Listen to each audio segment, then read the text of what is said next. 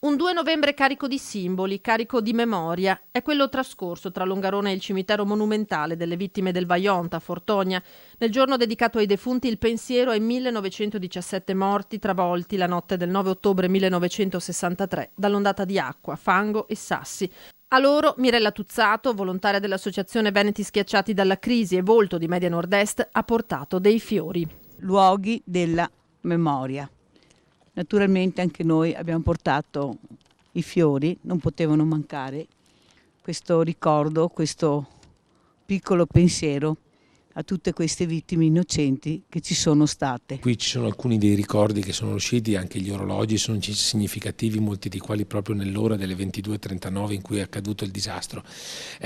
Sicuramente colpisce molto questo luogo che è stato ricostruito soprattutto anche veramente per fare memoria.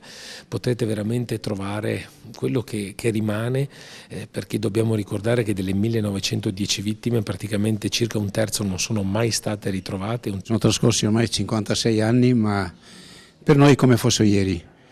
Quello che abbiamo visto, che abbiamo vissuto nei giorni seguenti è impresso nella mente come una pellicola che non si può cancellare. Un 2 novembre arricchito a Fortonia dalla presenza del segretario di Stato Vaticano Pietro Parolin. È veramente importante tornare su questi luoghi, per me è la prima volta che vengo qui, quindi mi sento anche particolarmente emozionato. Una visita commossa, sentita, quella del cardinale Parolin, prima di celebrare la messa di fronte alla distesa di lapidi bianche. Alla fine non si sa proprio che cosa dire, no? Soltanto ci si sente impotenti, ecco, e senza parole, soltanto un grande vuoto e un grande silenzio. Speriamo di riuscire a imparare da queste cose. Questo sarebbe già abbastanza, no? Però dico, almeno noi che siamo rimasti qui, noi che continuiamo, le generazioni che vengono, che imparino a non ripetere questi errori.